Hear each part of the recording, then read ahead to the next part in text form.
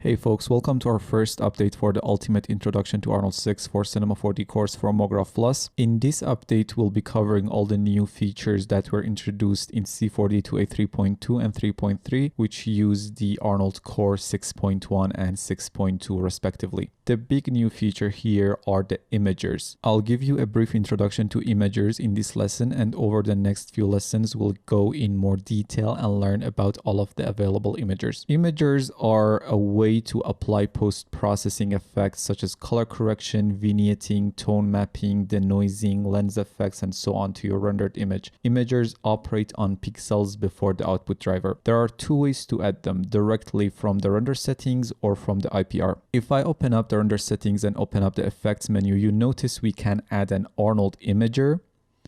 So let's add one, and that's our first imager. Now, the first thing is to define the type of imager. At the moment, there are 8 imagers, including color correct, exposure, lens effects, tone map, white balance, Arnold denoiser, optics denoiser, and light mixer. Each one does a specific task, and you can have multiple of them at once. For example, let's have this one to be a color correct imager. Add a new Arnold imager and change the imager type to lens effect, which gives us a simple bloom and vignetting. Maybe we can add an optics denoiser, which replaces the old optics denoiser workflow. Or let's change it to a simple tone map imager, which gives us a filmic and Reinhardt response curves. Especially the filmic tone map is really useful as it can introduce a very filmic ACES-like response curve to the final image. So now we have 3 Arnold imagers, and if I go to the IPR window, you notice we have a new post tab, which contains all the imagers we added from the render settings window. We can directly manage our imagers from here without having to use the render settings window. The 3 imagers we added are listed here, as you can see. Now we can use this add button to add new imagers, enable or disable individual imagers, remove them by simply selecting and pressing the delete button, and down here control the properties of each individual imager. Let's run the IPR and see what we get.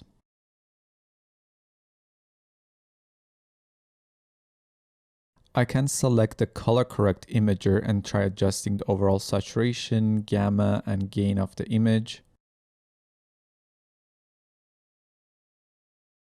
Or add a bit of vignetting and bloom.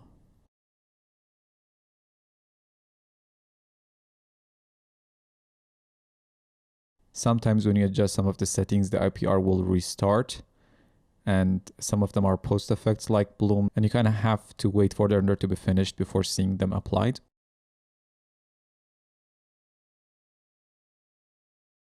For now, let's disable it. Or go to the tone mapping and get a nice filmic response curve.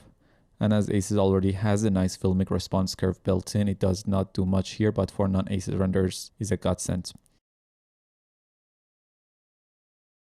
We can add an exposure imager to control the exposure of the render.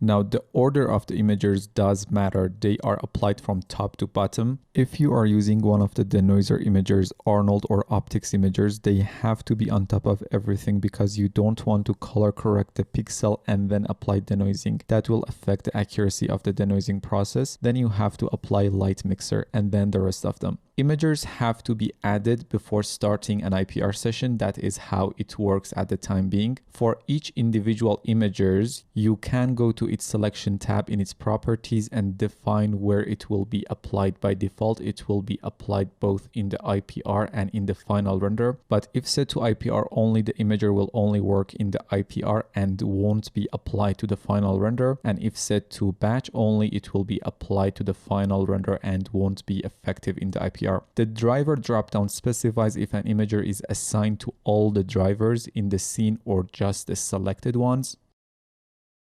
And the AOV's driver specifies which AOVs are affected by the imager. All the AOVs, just the beauty AOV, or you can use simple expressions to apply the imagers to custom AOVs. For example, you can type specular_direct or diffuse_direct, so the imagers will be applied to only those. We'll get back to this later on, but for now let's move on and take a look at the individual imagers in the upcoming lessons. So that was a brief introduction to imagers. See you in the next one.